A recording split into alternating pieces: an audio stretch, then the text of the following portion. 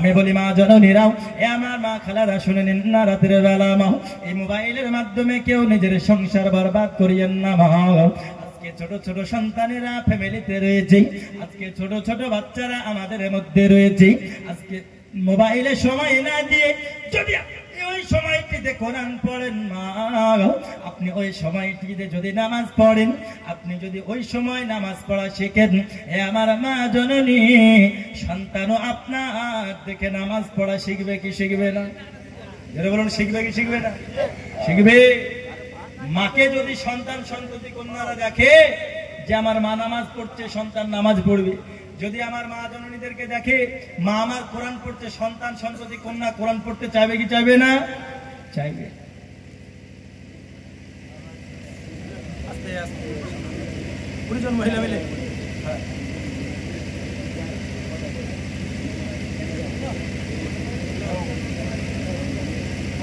গরম পানি তৈরি করবে তো 20 জন মহিলা মিলে একটি গরম পানি তৈরি করার সেই মেশিন যেগুলো পাওয়া যায়। এই দেখুন মহিলা, নারে তাকবীর, নারে রিসালাত। আরেকজন মা আমার 500 টাকা দান করেছেন ছেলেদের কাছ থেকে। ওজন খুব কম, খুব দিয়েছে আমার আগে নাকি গো? এগুলো বেশি আছে কিন্তু দেখে লাগছে এগুলো বেশি। যাই হোক, এক জায়গাতে আমি জালসায় গিয়েছি, বুঝলেন, এক জায়গাতে আমি জালসায় গিয়েছি। এবার আমাকে দাওয়াত করেছে, দাওয়াত করেছে। এবার আমাকে জিজ্ঞেস করছে, বলেন মৌলভী সাহেব কত টাকা নেবেন? বুঝলেন তো, এখনকার সময় সময় তো আলাদা। জিজ্ঞেস করছে কত টাকা নেবেন। আমি বলেছি ঠিক আছে, আপনারা যেটা দেবেন খুশি মনে সেটা নেব। বুঝলেন, ঠিক আছে। গিয়েছি, এবার মানে যেটা দেবেন সেটা নেবো বলেছি। এবার খুব আনন্দ করে বলছে, ঠিক আছে আসেন, অসুবিধা নাই, ইনশাল্লাহ আপনাকে খুশি করে দেবো। বুঝলেন, ইনশাল্লাহ খুশি করে দেবো। তো যাক, কথা শুনে ভালোই লাগলো। যাক, চিকিৎসা করতে ভালোই লাগবে, যত ফিজ মেলা দিতে পারে হয়তো। বুঝলেন, তো গিয়েছি আপনার জালসা খুব সুন্দরভাবে সফল হলো। এবার আপনার আমাকে কেউ টাকা দিলে কিন্তু আমি পকেটে ভরে নিই, বুঝলেন, পকেটে ভরে নিই। এবার যাই হোক, এমন ভাবে হাতে টাকা ধারালো, এইরকম বান্ডেল, এইরকম বান্ডেল। দেখ, আমি মনে মনে বলছি যে আলহামদুলিল্লাহ, মেলায় মনে হয় দিয়েছি। বাড়ি গিয়ে খুলে দেখছি সব 10 টাকার নোট, বুঝলেন, 10 টাকার নোট। আর এমন ভাবেই আমাকে ধরেন দিল, যা খুব ভালো লাগলো। তো ওই গ্রাম থেকে ধরেন আর যদি ফোন আসে, আবার বলছে, যখন হাতে টাকা দিয়েছে বলছে যাক ইনশাল্লাহ আবার সামনে বার আসতে হবে, বুঝলেন, আবার বলছে সামনে বার আসতে হবে। আমি বলছি আলহামদুলিল্লাহ আসবো। বাড়ি যাওয়ার পরে যে পরিস্থিতি দেখলো, কি মনে হবে বলেন? হ্যাঁ, আসবো, অবশ্যই আসবো, কিন্তু ডাক্তারের উপযুক্ত ফিস তো দিতে হবে, তাই না? হ্যাঁ, তো যাই হোক, মা বোনেদেরকে আমি বলি, সন্তান সন্ততিদের ভবিষ্যৎ হচ্ছে আপনাদের হাতে, ঠিক কিনা? আপনাদের হাতে। বলে কেন? বলে সন্তান সন্ততিরা যদি মাকে নামাজ পড়তে দেখে নামাজ পড়বে না, যদি মাকে কোরআন পড়তে দেখে সন্তান পড়বে না, যদি মাকে দেখে কন্যা যে আমার মা বাবার সেবা করছে, আচ্ছা বলুন, কন্যা বড় হওয়ার পরে স্বামীর সেবা করবে না? করবে। কিন্তু সেগুলো তো নেই এখন। এখন কন্যারা মায়ের দেখে কি শিখে? বর্তমান পরিস্থিতি যা, বুঝলেন, সিরিয়াল আছে, বুঝলেন, কোনো যদি স্বামীর মুখ থেকে একটু ভুল কথা বেরিয়ে যায়, ও 14 গোষ্ঠী ধুয়ে দেবে এখন। ওর বাপ মার বাড়ি থেকে এখন ট্রেনিং নিয়ে আসছে, দেখছে আমার মা আমার বাপকে যেভাবে রাখে, আমাকেও গিয়ে আমাকে রাখতে হবে, বুঝলেন, এই হচ্ছে অবস্থা। কিন্তু না, মা আপনারা সেবা করুন, আপনার কন্যারা সেবা শিখবে। আর বাবাদেরকেও আমি বলবো, আজকে আপনারা চায়ের দোকানে বসে ক্যারাম না খেলে মসজিদে আজান হলে সন্তানগুলোকে তো মসজিদে নিয়ে যেতে পারেন না? নিয়ে যেতে পারে, কিন্তু নিয়ে যায় না, নিজে যায় না, নামাজ পড়ার তাগিদ দেয়। এ আমার দরদি, আমি এই মোহাম্মদপুরের সরজমিনে এমন 3 জন ব্যক্তিকে আমি দেখতে চাই যারা রেগুলার নামাজ পড়েন। বাবা, তারা বাদ দিয়ে এমন 3 জন ব্যক্তি হাত তুলে দেখান, বলুন হুজুর ইনশাআল্লাহ কাল থেকে আমি নামাজ পড়বো 5 ওয়াক্ত ইনশাআল্লাহ। 3 জন ব্যক্তি নাই? হাত তুলে বলবো হুজুর আমি নামাজ পড়বো। আছে? কোনো টাকা চাইছি না, আমি কোনো পয়সা চাইছি না, নামাজ পড়ার এমন কেউ নাই।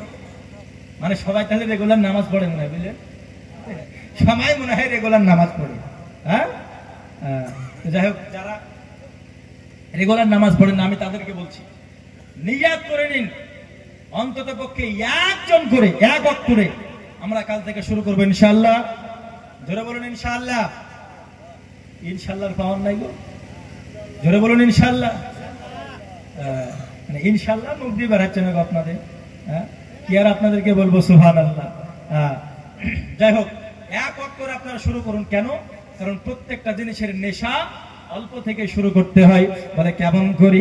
তুমি এক ওয়াক্ত নামাজ শুরু করো, 2 ওয়াক্ত পড়ার ইচ্ছা জাগবে, 3 ওয়াক্ত ইচ্ছা জাগবে, তার পরের মাসে 4 ওয়াক্ত, তার পরের মাসে 5 ওয়াক্ত, এক সময় নামাজি হয়ে যাবে। জোরে বলুন সুবহানাল্লাহ। যেমন বিড়িখোর, সিগারেট খোররা যেমন নেশা করে, বুঝলেন? কোন বন্ধু বান্ধবের পাল্লায় পড়ে ভাই একটা দিয়ে টান মারি, বুঝলেন? প্রথম দিন একটা হলো, ভালো লাগলো, পরের দিন বলবে 2টো দে, হলো না? পরের দিন বলবে 3টে দে, তারপরের দিন 4টে, একরে হতে হতে হতে তো দিনে 1 প্যাকেট লাগবে, হয়ে যাবে না? 1 প্যাকেট 2 প্যাকেট ফুরে যায়। ঠিক তেমন ছাড়ার পদ্ধতিটাও একই হতে হবে। যদি আপনি দিনে 20টা খান, আপনি তারপরের দিন 19টা খান, তারপরের দিন আপনি 18টা খান, তারপরের দিন আপনি 17টা খান। এমন করতে করতে একদিন নেশা ছাড়বে কি ছাড়বে না? যেটা বলুন, ছাড়বে কি ছাড়বে না? অনুরূপ ভাবে নামাজ পড়ার নেশাও আমাদেরকে ওইরকম করে জাগাতে হবে। অন্তত পক্ষে ফজরের সময় আপনারা বিছান থেকে উঠে মসজিদের দিকে আগান। প্রত্যেকদিন আপনি ফজরের নামাজ পড়ুন 1 সপ্তাহ, তারপরে পরের সপ্তাহ দেখবেন আপনার জোহরের পড়তে ইচ্ছা করবে, তারপরের সপ্তাহে দেখবেন আপনাকে আসরেরও পড়তে ইচ্ছা করবে, তারপরে দেখবেন আসরের পরে মাগরিব, এশা, এমন করে 5 ওয়াক্ত নামাজি আপনি হয়ে যাবেন। আবার আব্বাজি আমার, তাই বলি সন্তান সন্ততির দেখে শিখে বাবা মায়ের, ঠিক কি না? বাবা মায়ের দেখে সন্তান সন্ততিরা শিখে। আটা গুনে রুটি আর মা গুনে বিটি। মা যেমন হবে সন্তান সন্ততি তেমন হবে বাবা। আমি আপনাদেরকে বলি, এমন ভাবে সন্তানগুলোকে শিক্ষা দিন, ইসলামিক কালচারে, ইসলামিক রীতিনীতিতে মানুষ করুন সন্তান সন্ততিকে। বাচ্চাদেরকে ইসলামিক শিক্ষায় শিক্ষিত করুন। কারণ আমার নবী বলেছেন, তোমার সন্তান যখন কথা বলতে শিখবে, যখন তোমার সন্তান মুখ দিয়ে কথা বের করা শিখবে, সর্বপ্রথম তুমি তোমার আল্লাহর নাম নেওয়া শেখাও। জোরে বলুন সুবহানাল্লাহ। তোমার সন্তান যখন কথা বলা শিখবে, তুমি সর্বপ্রথম আল্লাহর নাম নেওয়া শেখাও, তুমি নবীর নাম নেওয়া শেখাও, তুমি কালেমা শেখাও, তুমি কোরআন আলিফ বা তা ঠিক তুমি শিখিয়ে দাও। এ আমার দরদি, এমন করে করে ইসলাম বলতেছে তোমার সন্তানকে ইসলামিক কালচারে মানুষ করো। কিন্তু আমরা হতভাগা মুসলমান, আমরা আমাদের সন্তানগুলোকে সঠিক শিক্ষায় শিক্ষিত করতে পারি না। আমরা আমাদের সন্তানকে কোরআন শিক্ষা দিতে পারি না, আমরা আমাদের সন্তানকে নামাজের শিক্ষা দিতে পারি না। আজকে আমাদের সন্তানকে আমরা আদব শেখাতে পারি না। সব সময় hello hi by tata bye bye এগুলো শেখাতে থাকি। এ আমার দরদি, ছোট্টবেলা থেকে মা বোনেরা যেই সন্তানকে ইসলামের শিক্ষা দিতে পারে না, কোরআন পড়া শেখাতে পারে না, যে কোরআনে লেখা আছে ওয়াবিল ওয়ালিদাইনি ইহসানা, তোমরা তোমার পিতা মাতার সঙ্গে সৎ ব্যবহার করো, সৎ আচরণ করো। এ মা জননী এই সন্তানকে কোনদিন ওই কোরআনের কথা শিখাই নাই। আজ সন্তান বড় হয়েছে, বিবাহ করেছে, একজন সাধারণ পাবলিক, যেমন মানুষ হয় তেমন হয়েছে, তার মধ্যে ইসলামিক কোনো শিক্ষা নাই। দরদি, আজ সন্তান বিবাহ করার পরে স্ত্রী যেটা বলে সেটা শুনে, স্ত্রীকে বেড়াতে নিয়ে যাই, স্ত্রীকে ঘোরাফেরা করাই। এ আমার দরদি সোনামানিকেরাও, মা যেটা বলে সেটা শুনে নাও, স্ত্রীর কথায় ওটা বসা করে। আজকে মা জননী হুজুরের কাছে যাওয়ার পরে বলতেছি, ওগো হুজুর, আমার সন্তান বিবাহের পূর্বে আমি যেটা বলেছি সেটা শুনেছে, যেটা বলেছি সেটা করেছে। আজকে বিবাহ করার পরে আমার একটি কথা শোনে না, আমার যেন কথা শোনে, তার জন্য হুজুর আমায় একটি তাবিজ দেন। হ্যাঁ, আমার একটা তাবিজ দেন। যখন শিক্ষা দেওয়ার কথা ছিল যে না কোরআন শিখো, যেই কোরআনে বাপ মার সেবা করা শেখায়, জোরে বলুন সুবহানাল্লাহ। ইসলামিক শিক্ষা শেখাও, যেই শিক্ষায় বাপ মার আদব করা শেখায়, জোরে বলুন সুবহানাল্লাহ। তুমি যখন শিক্ষা দেওয়ার দরকার ছিল তখন তুমি শিক্ষা দাও নাই। আজ বড় হওয়ার পরে সন্তান তোমার কথা শুনবে? বলুন শুনবে? শুনবে না। তুমি যতই তাবিজ করো আর যতই তুমি বশীকরণ করো না কেন, সন্তান তোমার কথা শুনবে না। কেন? কারণ তুমি শোনার মতো মানুষ করোনি। যখন তোমার আসসালামু আলাইকুম শেখানোর কথা ছিল, তখন তুমি বাই বাই টাটা শিখিয়েছো। যখন তোমার আল্লাহর নাম নেওয়ার কথা শিখিয়ে দরকার ছিল, তখন তুমি বলো বাবা আব্বু, ঠিক আছে, তাই না গো? কথা বলা যদি শিখে, আগে কি শিখাতে হবে? আল্লাহর নাম নেওয়া, ঠিক কিনা? আল্লাহর নাম নেওয়া শেখাতে হবে। এখন একটি গ্রামে মিষ্টি বাড়ছে একটি ব্যক্তি, বুঝলেন?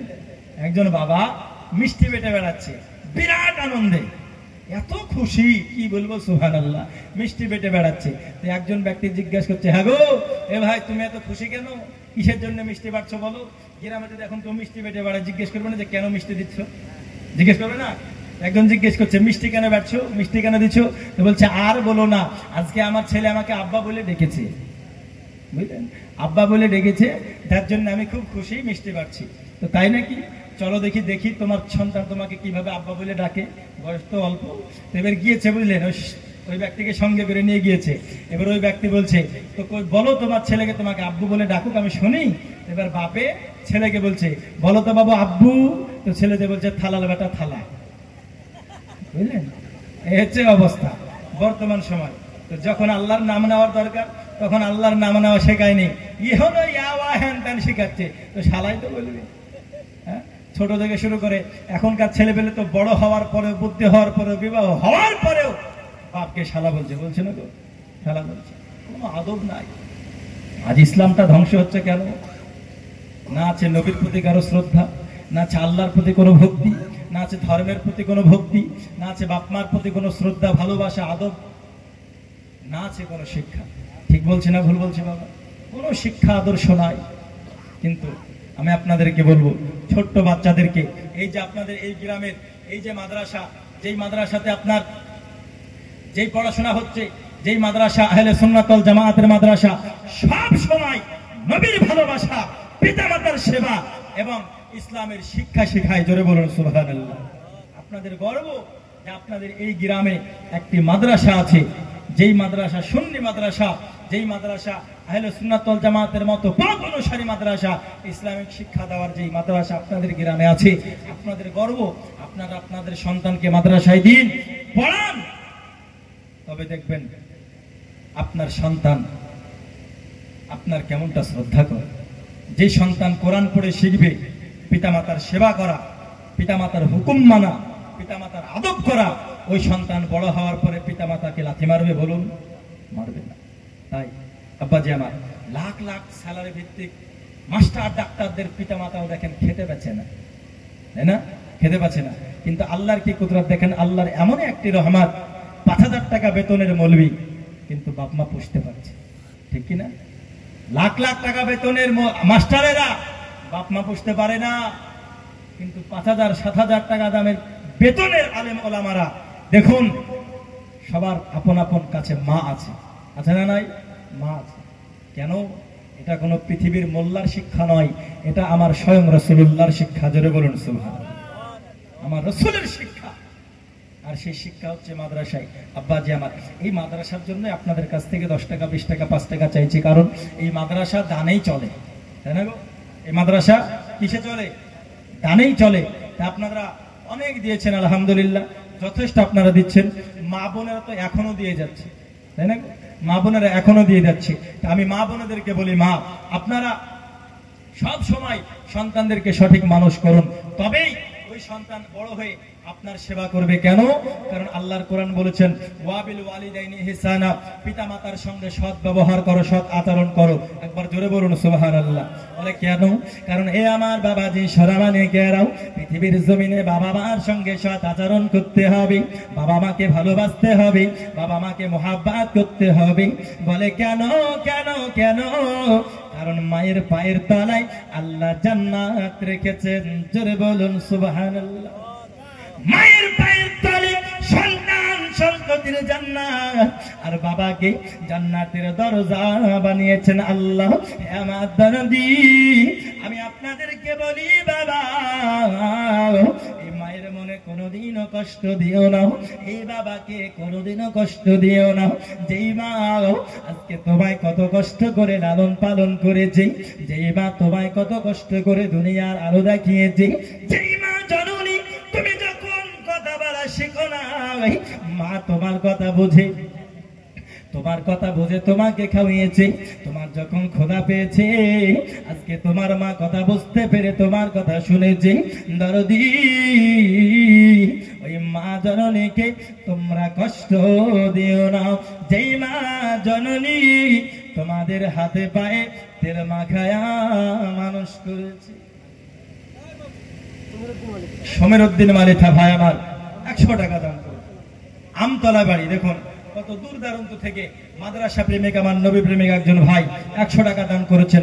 আল্লাহ দানকে কবুল করুক সকলে। আল্লাহ। মেয়েদের তরফ থেকে আবারও 200 টাকা এসেছে। যাই হোক, আমি আরো চাই মেয়েদের তরফ থেকে আসুক, কারণ समंदर का पानी सूखता नहीं, दाता का हाथ का भी रुकता नहीं, ले लो उसी से जो दे खुशी से। নিয়ে নাও তার কাছ থেকে যে খুশি মনে দেবে, কারণ জোর করে নেওয়া হয় না, জোর করে নেওয়া হয় গো, জোর করে নেওয়া হয় না। আব্বাজি আমার সোনামানিকেরও ওই মাকে কষ্ট দিও না গো, যে মা তোমাকে কত কষ্ট করে লালন পালন করেছেন। জোরে বলুন সুবহানাল্লাহ। আরে হাতে পায়ে তেল মাখায়া দিল শক্ত করি, প্রস্রাব পায়খানা আমি মায়ের কোলে করি, তবু না আমার রাগ করিল, ভিজলো গুয়ে মতে আবার শুকনায় রাখি আমায় থাকে ভিজাতে। আবার অসুখ হইলে দেখি চাইয়া, আরে মারইছে বিছানায় পহিরা রে,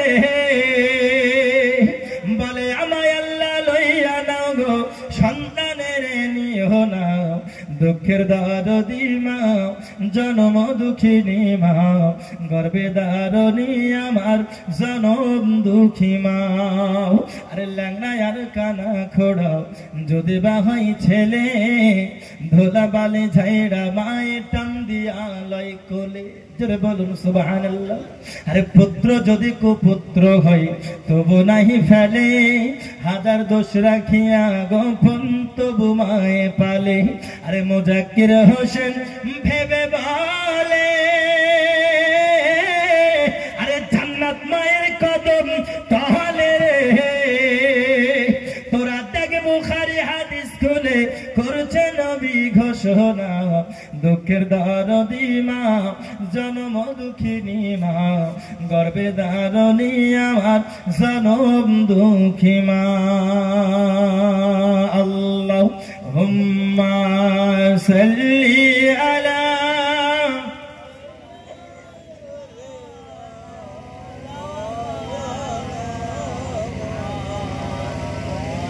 ওয়া আলা আলি সাইয়্যিদিনা মাওলানা মুহাম্মদ সাল্লাল্লাহু আলা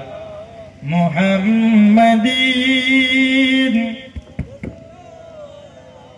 মুহাম্মদ হরদম জবান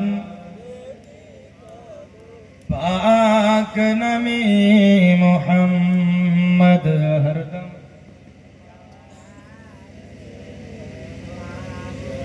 শফিনা মুহাম্মদ সাল্লাল্লাহু আলাইহি ওয়াসাল্লাম। কেন? কারণ সন্তানের জান্নাত কোথায়? জোরে বলুন কোথায়? মায়ের কদমে। ওই মাকে কষ্ট দিয়ে আপনি যতই নামাজ পড়ুন, যতই রোজা করুন না কেন, যতই হজ করুন না কেন বাবা, আপনি যদি কাবা ঘরের ইমাম হয়ে যান আর আপনার কথাই যদি বাবা মা কষ্ট পেয়ে থাকে, আরে জান্নাত তো দূরের কথা, জান্নাতের ঘ্রাণ পর্যন্ত পাবেন না। ওই বাবা মাকে ভালোবাসার দরকার আছে না নাই? জোরে বলুন। কারা কারা মাকে ভালোবাসতে চায়? দুই হাত তুলে বলি ইয়া রাসূলুল্লাহ। আরো জোরে সুবহানাল্লাহ। নারে তাকবীর। আরো জোরে নারে তাকবীর। নারে রিসালাত। মোহাম্মদপুর শ্রোতা বিন্দু জলসা কমিটি শ্রোতা বিন্দু দানকারী বলুন জিন্দাবাদ। এই বাবা মাকে ভালোবাসতে হবে, মায়ের পায়ের তলে জান্নাত। এখন কিছু মা বোনেরা এই কথাটা শোনার পরে তারা আবার জমিনে পা দাঁড়াবে না, হ্যাঁ, কারণ কেন বলেন তো, মা বোনেদের প্রশংসা করলে বাবা রে বাবা, ওদের এবার বিরাট ব্যাপার হয়ে যায় নাকি। দেখেন মেয়েদের তরফ থেকে আবারও 200 টাকা চলে এসেছে। এদের কাছে আছে কত, ভান্ডার কেরা সাথে নিয়ে এসছে নাকি? না না, আলহামদুলিল্লাহ, অবশ্যই দেন মা বোনেরা, আপনারা দেন। আপনাদের জন্য খাস করে আমি দোয়া করে যাব। আরে আপনাদের জন্য দোয়া করি বলি তো আজকে পর্যন্ত আপনারা গ্রামের ক্যাশিয়ার। আপনাদের জন্য দোয়া হয়, অসুবিধা নাই, তবে একটাই শর্ত, আজকে মা বোনেরা যদি আকাশে উড়ে আমাদের পায়ের তলে জান্নাত, বিরাট ব্যাপার, তাই না গো? বিরাট আমাদের ব্যাপার, আমাদের পায়ের তলে জান্নাত। এখন আকাশে যদি উড়ে খুব ভুল হবে, কেন? কারণ মায়ের পায়ের তলে যে জান্নাত, ওটা কিন্তু তার না, ওটা তার কি, ওটা ছেলে। তাহলে মায়ের জান্নাত কোথায়? তো বলছে মায়েদের জান্নাত হচ্ছে তাদের স্বামীর পায়ের তলে। জোরে বলুন সুবহানাল্লাহ, আরো জোরে বলুন সুবহানাল্লাহ। মনে হলে এতক্ষণ পর্যন্ত বাবাদের আপনার মনটা খুব খারাপ হয়ে গেছিল, বুঝলেন? মানে বুঝলেন আমাদেরও কিছু ভ্যালু আছে নাকি গো? হ্যাঁ, আমাদেরও কিছু মূল্য আছে। হ্যাঁ, মায়েদের জান্নাত হচ্ছে স্বামীর পায়ের তলে। আজকে স্বামীকে যদি তিরবির তিরবির করে, তারপরে যদি মারা যায়, তাহলে তো স্বামী বলবে আলহামদুলিল্লাহ বাঁচনো। আর যদি স্বামীর সেবা করে মারা যায়, কবরের কাছে গিয়ে হলে একটু দোয়া করবে, করবে না? দোয়া করবে। একজন মহিলা তার স্বামী কবরের মধ্যে, সেই মহিলার সঙ্গে কথা বলে এসে পৃথিবীর জমিনে দোয়া করতে বলেছেন, দোয়া করেছেন, কবরের আযাব আল্লাহ মাফ করে দিয়েছেন। জোরে বলুন সুবহানাল্লাহ। কবরের আযাব মাফ করে দিয়েছেন। কিন্তু স্বামী স্ত্রীর মধ্যে ভালোবাসা থাকতে হবে নাকি গো? স্বামীরা যদি এখন মনে করে যে না, আমরা শুধু সেবা নিব, আমরা শুধু খিদমত নিব, আর 24 ঘন্টা বুকে শুধু পিটবো, হ্যাঁ, আমরা খুব সেবা নিব, সব করব, ঠিক আছে, আর যদি স্ত্রী একটু ভুল করে পরনের বেল্ট খুলে চাবুকের মতন শুধু ছপা সব সাটবো, তাহলে চলবে? হবে না। আল্লাহর রহমত নাজিল হবে সে সংসারে? হবে না। যে সংসারে স্বামী স্ত্রীর মোহাব্বত থাকবে, ওই সংসারে আল্লাহর রহমত নাজিল হবে। জোরে বলুন সুবহানাল্লাহ। আল্লাহর রহমত নাজিল হবে। আর যেই সংসারে স্বামী স্ত্রীর মধ্যে 24 ঘন্টা শুধু তিরবির তিরবির আর ঝগড়া লেগে থাকবে, ফারেস্তারা নেকি দেওয়া তো দূরের কথা, ফারেস্তারাই পরেশান হয়ে যাবে, আল্লাহ কার ঘাড়ে পড়েছি, আল্লাহ কি করবো, পেরেশান হয়ে যাবে ফারেস্তারাই।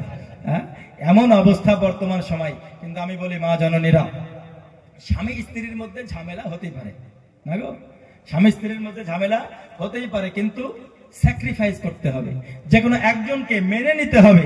কেন?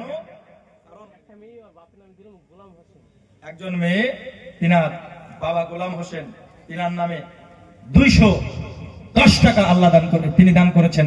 আল্লাহ তিনার দানকে কবুল করুক, তিনার বাবাকে জান্নাতে আলা মাকাম দান করুক, এবং কাল হাসরের মাঠে মাহশরের প্রান্তরে যেন আল্লাহ জান্নাত নসিব করুক। সকলে বলেন আল্লাহুম্মা আমিন। আর জোরে বলেন আল্লাহুম্মা আমিন। হ্যাঁ, স্বামী স্ত্রীর মধ্যে ঝগড়া ঝামেলা হতেই পারে, পারে না? ঝামেলা হতেই পারে, স্যাক্রিফাইস করতে হবে, মেনে নিতে হবে। বড় বড় আল্লাহওয়ালাদের এই সংসারেও ঝামেলা হয়েছে, তাই না? ঝামেলা হয়েছে, কিন্তু মেনে নিয়েছে কেমন করে? বাবা এ আমার দরদি, আজকে স্বামী স্ত্রীর মধ্যে এমন ঝামেলা হয়, ঝামেলা হতে হতে হতে হতে এও হারবে না, স্ত্রীও হারবে না, স্বামীও ছোট হবে না, স্ত্রীও ছোট হবে না। এমন করতে করতে করতে করতে ঝামেলা এমন বড় আকারে আকৃতি নেয়, যেই ঝামেলার কারণে আজকে আপনার বিরাট বড় একটি ক্ষতির মধ্যে পড়ে যায়। পড়ে না? ক্ষতির মধ্যে পড়ে যায়। ঝামেলা হতেই পারে, কিন্তু ভালোবাসা যদি প্রকৃত হয় স্বামী স্ত্রীর মধ্যে, তাহলে সেই ঝামেলা থেকে আবার কোনো না কোনো পদ্ধতিতে আবার এক হয়ে যাবে। হবে না? এটা বলল হবে না, হবে, মেনে নেবে। যেমন বাদশাহ হারুন রশিদ করেছিলেন, এর কথা হয়তো আপনারা শুনেছেন কি শোনেননি জানি না। বাদশাহ হারুন রশিদ তিনার স্ত্রী জুবাইদার সঙ্গে তিনি তর্ক বিতর্ক করছেন, বুঝলেন? ঝামেলা হচ্ছে সমস্ত ফ্যামিলিতে যেমন হয়। আর বাদশাহ হারুন রশিদ এমন একজন আল্লাহওয়ালা ছিল, এমন একজন ইবাদত গুজার বান্দা ছিল।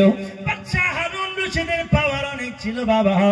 বাদশাহ হারুন রশিদ তিনার বিবি জুবাইদার সঙ্গে তর্ক বিতর্ক করতে করতে করতে করতে হঠাৎ যেন তিনার বিবি জুবাইদা তিনার স্বামী বাচ্চা হারুন রশিদকে বলতেছে, এ বাচ্চা হারুন, তিনাকে ডাকতেছে, এ জাহান্নামী হারুন।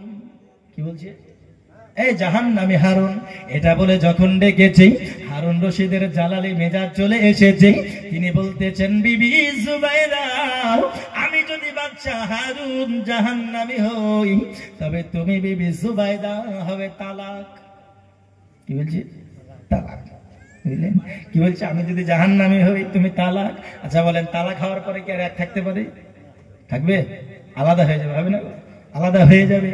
আলাদা থাকে একদিন, 2 দিন, দীর্ঘদিন যখন হয়ে গেল বাবা, হঠাৎ করে বাচ্চা হারুন রশিদের মনে যেন স্ত্রীর জন্য ভালোবাসা জেগে উঠেছে। জোরে বলুন, ভালোবাসা জেগে উঠেছে। কেন? কারণ স্বামী স্ত্রীর মধ্যে সেই ভালোবাসা, মহব্বত, ইশক আছে না নাই? আছে বলেই আবার ভালোবাসা জেগে উঠেছে। মন খারাপ করতেছে, কিন্তু তিনি অন্য কোন পদ্ধতিতে নেবেন না। ইসলামিক হুকুম, আহকাম, ফতোয়া মেনে তিনি তিনার স্ত্রীকে নেবে। কারণ তালাক যখন বলে দেয়, তখন স্ত্রীকে আর কাছে রাখা চলে না। চলে? চলে? চলে না। কিন্তু এখন মানছে কজন? 100 তালাক দেওয়ার পরেও, বুঝলেন, ও আপনার সংসার করছে, করছে না? সংসার করছে। যদি সঠিক ফতোয়া দেয় কেউ এসে যে না তুমি তালাক দিয়েছো, চলবে না, আবার হালালা করতে হবে বা বিবাহ করাতে হবে অন্য জায়গাতে, বলে এ মৌলবি পড়াশোনা জানে না, এই মৌলবি পড়াশোনা জানে না, ভালো হুজুরকে ডেকে নিয়ে এসো। ওই হুজুর বুঝলেন ও আবার কত পড়েছে, ও এসে চুপি চাপি আবার বিয়ে পড়ে দিয়ে চলে গেল। বুঝতে পারলেন না? বলছে হ্যাঁ এই হুজুর ঠিক আছে। মানে মানুষ কত সুবিধাবাদী, বুঝলেন? আর যে যত সুবিধাবাদী, মানুষের ভোট আবার তার দিকে বেশি। ঠিক না গো? তার দিকে ভোট আবার বেশি। তো বাচ্চা হারুন রশিদ তিনার বিবিকে নেওয়ার জন্য ইসলামিক শরীয়ত, আহকাম, আরকান মেনে তিনি নেবেন। আমার দরদি সোনাবাড়িকেরা, বাচ্চা হারুন রশিদ তিনার মুলকের সমস্ত মুফতিদেরকে ডেকে পাঠালো, সমস্ত আলেম ওলামাদেরকে ডেকে পাঠালো। ডেকে পাঠানোর পরে এ আমার বাবাজি তিনি বলতেছেন, এ ওলামায়ে কেরাম, এ মুফতিয়ানে কেরাম, আপনারা বলুন না, এরকম ঘটনা ঘটে গেছে আমাদের মধ্যে। আমার বিবি আমায় জাহান্নামী বলেছে, আমি বলেছি আমি জাহান্নামী হলে তুমি তালাক। আপনি আমায় বলুন, এই ঘটনার উপরে ভিত্তি করে আপনারা আমার সমাধান করুন, আমার বিবিকে কেমন পদ্ধতিতে আমি আবার ফিরিয়ে নিতে পারবো, এই ফায়সালা আপনারা দিন। ফায়সালা চাইছে হাদিসে কোরআনের আলোকে, বুঝলেন? তো কিছুক্ষণ চিন্তা করার পরে মুফতিয়ানে কেরামেরা বলছে, হুজুর, হে বাদশা হারুন রশিদ, আমরা আপনার এই সমস্যার সমাধান করতে পারবো না।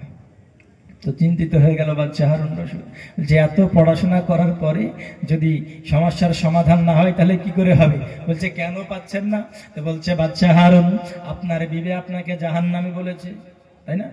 আপনার বিবি আপনাকে জাহান্নামী বলেছে, আর আপনি বলেছেন আমি যদি জাহান্নামী হই তবে তালাক। তালাকের ক্ষেত্রে শর্ত রাখা হয়েছে জাহান্নামী, বুঝলেন না? তালাকের ক্ষেত্রে শর্ত রাখা হয়েছে জাহান্নামী। আপনি বলেছেন যদি আপনি জাহান্নামী হন তবে আপনার বিবি তালাক হবে। আমরা কি করে বলবো আপনি জাহান্নামী কি জান্নাতি? আমরা কেমন করে বলবো মানুষ জাহান্নামী কি জান্নাতি? এর খবর একমাত্র রাখে কে? জোরে বলুন কে? মহান আল্লাহ জানেন। তাহলে আমরা কেমন করে বলবো আপনি জাহান্নামী কি জান্নাতি? আপনি যদি জাহান্নামী হন তবে আপনার বিবি তালাক হবে, আর যদি জান্নাতি হন তবে তালাক হবে না। তাহলে আমরা তো এটাই বুঝতে পারছি না আপনি জান্নাতি কি জাহান্নামী। তাহলে আমরা ফতোয়া কি করে দেব? তাই না গো? কি করে দেব? তো বলছে সমাধান আমরা দিতে পারছি না, ক্ষমা করেন। তো বাদশা হারুন রশিদ এবার চিন্তিত হয়ে গেল, বুঝলেন? তাহলে কি এর কোনো ফায়সালা নাই, এর কোনো সমাধান নাই? আপনারা একটা কথা বলেন, পৃথিবীতে কি এমন কোনো সমস্যা আছে যার কোনো সমাধান নাই? কোনো সমস্যা এমন নাই যার কোনো সমাধান নাই, অনলি মৃত্যু ব্যতীত, ঠিক না? মৃত্যুর কোনো সমাধান নাই, ওকে মরতেই হবে। তাছাড়া প্রত্যেক সমস্যার সমাধান হাদিস ও কোরআনের আলোকে হবে কি হবে না? এজন্য বলুন হবে কি হবে না? হবে। তো বাদশা হারুন রশিদ চিন্তিত হয়ে গেল। হঠাৎ করে একজন ছোট্ট বাচ্চা বলতেছেন, হে বাদশা হারুন রশিদ, আমি আপনার সমস্যার ফায়সালা করে দিতে পারবো হাদিস ও কোরআনের আলোকে। একবার জোরে বলুন সুবহানাল্লাহ। বলছে ফায়সালা করে দিতে পারবো। অন্যান্য আলেম ওলামারা তাকে বকতেছে, বলছে এত বড় বড় আলেম ওলামারা ফায়সালা করতে পারলো না, তুমি ছোট্ট একজন বাচ্চা পাগলামি করছো, ইয়ার্কি করছো, বলবে না? এই কথা বলবে না? বলবে না? বলবে না? বলবে। হ্যাঁ, এখন যদি একজন 5 বছরের শিশু এসে বলে যে হুজুর আমি ওয়াজ করবো, হ্যাঁ, তো কমিটি কি বলবে? এড়িয়ে দিবে না? এড়িয়ে দিবে। কি ভাববে? হয়তো আমার সাথে ইয়ার্কি করছে, হ্যাঁ, ঠাট্টা করছে, মজাক করছে। সবাই আলেম ওলামারা ভাবছে মজা করছো, ঠাট্টা করছো। বলছে না। তো বাচ্চা হারুন রশিদকে বলছে, বাচ্চা আপনার কি আর কোনো অপশন আছে? তো বলছে না, শেষ অপশানে হচ্ছে আমি, তাই না? তো বলছে আমি ফায়সালা করতে পারবো। এবার বাচ্চা হারুন রশিদ বলছে ঠিক আছে করো, বুঝলেন তো? বলছে ঠিক আছে করো। সঙ্গে সঙ্গে বাচ্চা হারুন রশিদকে ওই ছোট্ট বাচ্চা বলতেছে, বাচ্চা হারুন, তোমাকে আমার দরকার নাকি আমার তোমাকে দরকার? তো বাচ্চা কি বলবে? অবশ্যই তোমাকে আমার দরকার, যেহেতু বিপদে পড়েছি আমি, তাই না গো? বিপদে পড়েছি আমি, তোমাকেই আমার দরকার। তো বলছে ঠিক আছে, আমাকে যখন আপনার দরকার, আপনার সিংহাসন থেকে আপনি নিচে আসুন আর আমাকে আপনার সিংহাসনে বসে ফায়সালা করতে দিন। জোরে বলুন সুবহানাল্লাহ। সাহস কতটা দেখেছেন? কি বড় সাহস! মুলকের একটা বিরাট বড় মুলকের বাদশাহ, ওই বাদশার গদিতে বসবে, যার জন্য বলছে আপনি ফায়সালা নিতে হলে আপনি নিচে আসুন। কেন? কারণ তিনি যথেষ্ট যুক্তি দিয়ে কথা বলেছেন। কারণ জানেন? কারণ হাদিস ও কোরআনের আলো, হাদিস কোরআন যখন কেউ বর্ণনা করবে তার জায়গা নিচে নয়, সবসময় উপরেই হতে হবে। জোরে বলুন সুবহানাল্লাহ। মিম্বার কেন রাখা হয় জানেন? জুম্মার দিনে মসজিদে মিম্বার রাখা আছে না নাই? তো মিম্বারে খুতবা দেওয়া হয় না, হাদিস ও কোরআনের কথা বলা হয় না। কেন বলা হয়? কারণ সেই মিম্বারে উঁচু জায়গায় দাঁড়িয়ে খুতবা দেওয়া হয়, ঠিক না? খুতবা দেওয়া হয়। ব্রাদার ইসলাম। তো ওই ছোট্ট বাচ্চা তখন বলছে, বাচ্চা হারুন, আমাকে তোমার দরকার হলে তুমি আমার জায়গায় আসো আর আমাকে তোমার জায়গায় দাও। যখন দিয়ে দিল, বলতেছে ফায়সালা দেব, বলতেছে হ্যাঁ দাও। বাচ্চা হারুন রশিদকে জিজ্ঞাসা করলো, ওগো বাচ্চা হারুন রশিদ, আপনি বলুন না, ছোট্ট একটি প্রশ্ন আপনাকে করি। বলে হ্যাঁ করো। আপনার তো আল্লাহ যথেষ্ট ক্ষমতা দিয়েছেন। বলছে হ্যাঁ দিয়েছি। আল্লাহ আপনাকে শক্তি দিয়েছি। বলছে হ্যাঁ দিয়েছি। আল্লাহ আপনাকে পাওয়ার দিয়েছি। বলে হ্যাঁ দিয়েছি। সব কিছু আল্লাহ আপনাকে সক্ষম বানিয়েছেন। এত কিছু পাওয়ার পরে আপনি বাদশা হারুন রশিদ গুনাহের কাজ থেকে নিজের নফসকে, নিজের কুপ্রবৃত্তি থেকে নিজের নফসকে কি দূরে রেখেছেন? বাদশা তখন বলতেছে, হ্যাঁ কসম খোদার করে বলি, এত ক্ষমতা থাকা সত্ত্বেও আমি নিজের নফসকে, নিজের দেহকে খারাপ কাজ থেকে বিরত রেখেছি।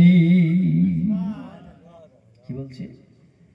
ক্ষমতা থাকা সত্ত্বেও আপনি গুনাহের কাজ থেকে কি নিজের নফসকে, নিজের শরীরকে আপনি বিরত রেখেছেন, বাধা দিয়ে রেখেছেন খারাপ কাজ করা থেকে। তো বাদশা হারুন রশিদ বলছেন, কসম খোদার, আমার এত পাওয়ার আছে, আমি যদি চাইতাম আমার স্ত্রীকে আমি কোনো ফায়সালা ছাড়াই নিয়ে নেব, কারণ বাপের ক্ষমতা ছিল না আমার উপরে আঙ্গুল তুলবে। কিন্তু আমি আল্লাহর জাহান্নামকে ভয় করি, আমি আল্লাহর বিচারের উপরে আস্থা রেখেছি। আর আমি বাদশা হারুন রশিদ আল্লাহর ইবাদত বন্দেগী করি, আল্লাহর উপরে বিশ্বাস রাখি, জান্নাত জাহান্নামের উপরে বিশ্বাস রাখি। আমার ক্ষমতা আল্লাহ দিয়েছে, দুনিয়ায় আমার কি ক্ষমতা? এই ক্ষমতা কিচ্ছু নয়। এই ক্ষমতা একজন মশারও এই ক্ষমতা আছে, যেই মশা ফেরাউনের কানের মধ্যে ঢুকে বিরাট লস্কর সেনাবাহিনী ফেরাউনকেও নিস্তনাবুদ করে দিয়েছে, করে দিয়েছে। আমার ক্ষমতা কি ক্ষমতা?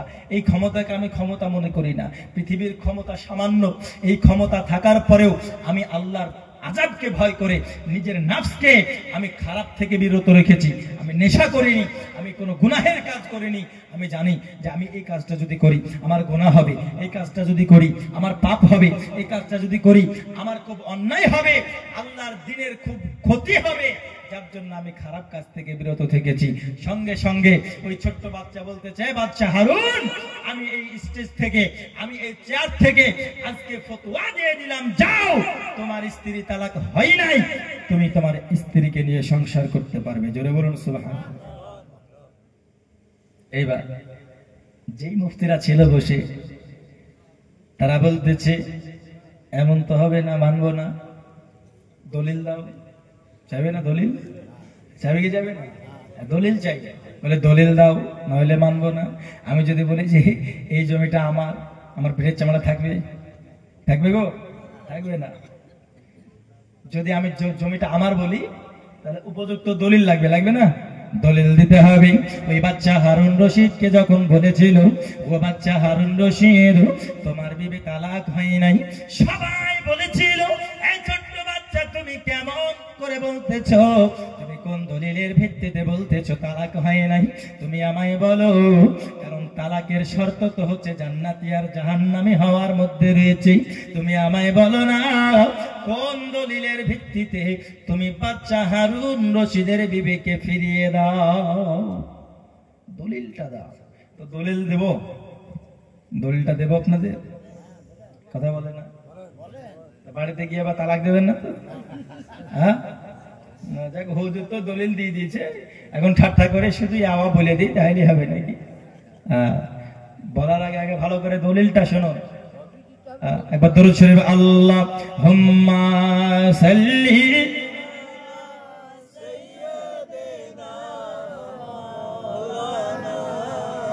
মুহাম্মাদ ওয়া আলা আলি সাইয়্যিদিনা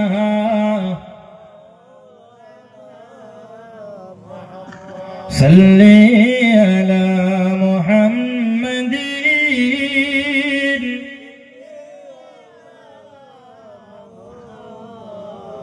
हरदम ज़बान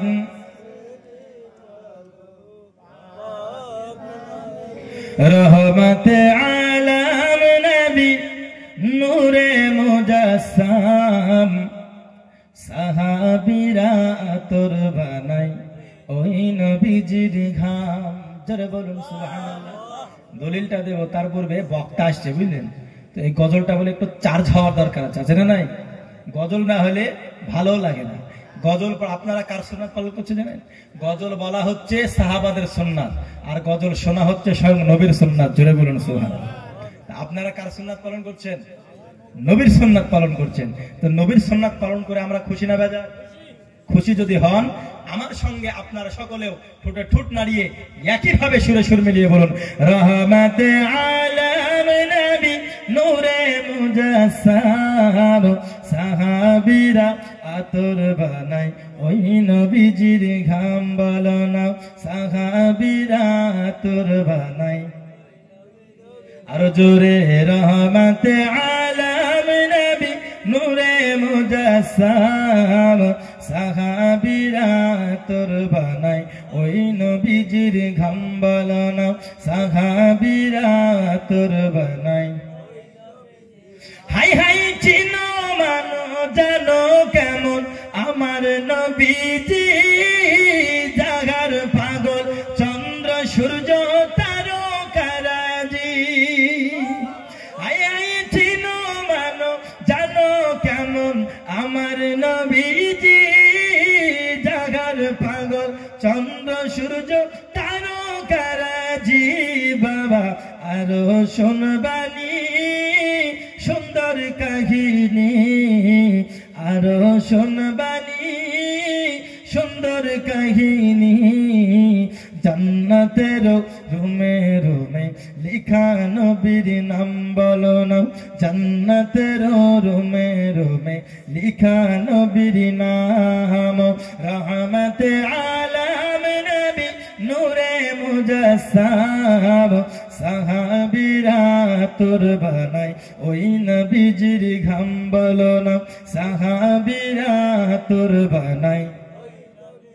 আরো জোরে সাহাবীরা তোর বানাই হাহা উস্তুনে গান্নানা একটি খেজুর গাছের নাম যাকে ধরে খুতবা দিতেন রাসূল আকরাম জোরে বলো উস্তুনে গান্নানা একটা খেজুর গাছের নাম যাকে ধরে খুতবা দিতেন রাসূল আকরাম গাছটি নবীর বিরহে কাঁদিতে রহে নবীর বিরহে গাছ কাঁদিতে রহে হতবাক হইলেন যত সাহাবায়ে কেরাম হতবাক হইলেন যত সাহাবায়ে কেরাম রহমতে আলাম নবী নূরে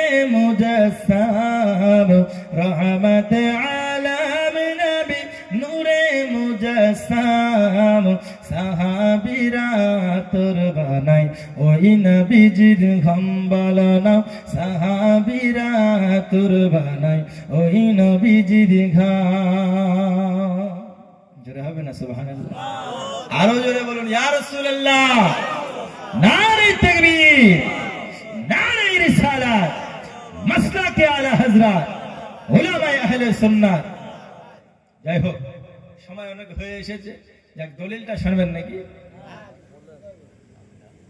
দেখুন যখন দলিল সবাই চাইলো যে দলিল দিচ্ছে ঠিক আছে বাড়িতে গিয়ে আবার ঠাট্টা করেন নাকি বুঝলেন হ্যাঁ মা বোনেরা আপনারা শুনে নিন আপনারাও স্বামীর সঙ্গে সভ্যতা ধৈর্যতা এবং আদব বজায় রাখবেন নচেত আপনাদের পরিস্থিতি পৃথিবীতে তো আপনারা নামাজ নাই রোজাও করে না ও আপনার কোরআনও পড়ে না মানে সব সময়তে মোবাইল সিরিয়াল ইয়াওয়া হ্যানত্যান আর স্বামীর নাফরমান কত কিছু নবী আমার মেরাজ থেকে ফিরে এসে তিনি ভবিষ্যৎবাণী করছেন এবং তিনি বলছেন যে জাহান্নামে নারীর সংখ্যাই বেশি জোরে বলুন জাহান্নামে নারীর সংখ্যাই বেশি আচ্ছা বলুন তো নারীদের মতো ছাড় যদি আমাদেরকে আল্লাহ দিত জান্নাতে মনে হয় সব থেকে মানে কি পুরুষের সঙ্গে আমরা মনে সবাই জান্নাতে যেতে পারতাম নাকি কিন্তু নারীদেরকে কত ছাড় দিয়েছে দেখো ওদেরকে জুম্মার জন্য মসজিদে যেতে হয় না ওদেরকে 5 ওয়াক্ত নামাজ পড়ার জন্য মসজিদে জামাতের কোনো দরকার নাই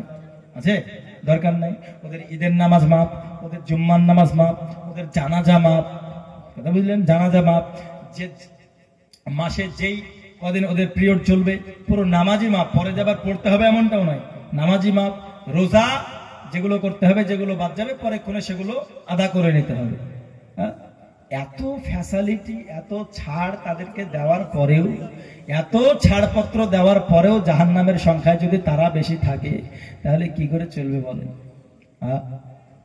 কি করে চলবে মা বোন আপনাদেরকে বলি আজ জালসা শুনছেন নেকি কামানোর উদ্দেশ্যে কত সুন্দর আপনাদের সংখ্যা বেশি এত জালসা শুনে যদি বাড়িতে গিয়ে আবার স্বামীকে খাবো খাবো করেন যা জালসা শুনে কোনো লাভ নাই আছে জালসা শুনে কোনো লাভ নাই যাক মোহাম্মদপুরের মেয়েরা খুব ভালো আমি জানি আমি অন্যান্য দিকের মহিলার কথা বলছি বুঝলেন মোহাম্মদপুরের মহিলারা খুব ভালো এরা স্বামীর সেবা করে কথা শুনে যদিও না করে শুনবে শুনবে ইনশাআল্লাহ তাই না মা বোনেরও মনে মনে বলুন ইনশাআল্লাহ হ্যাঁ হুজুর বলছে ইনশাআল্লাহ ইনশাআল্লাহ কি আছে বাড়ি গেলে দেখবো যাক আলহামদুলিল্লাহ দলিলটা তবে শুনে নিন বাচ্চা হারুন রশিদের বড় বড় আলেমেরা যখন জাগলো তখন বাবাজি যখন বলতেছে দলিল শোনো তখন কোরআনের আয়াত দিচ্ছে বিসমিল্লাহির রহমানির রহিম ওয়া মাকামা রাব্বিহি ওয়া নাহান নাফসা আনিল হাওয়া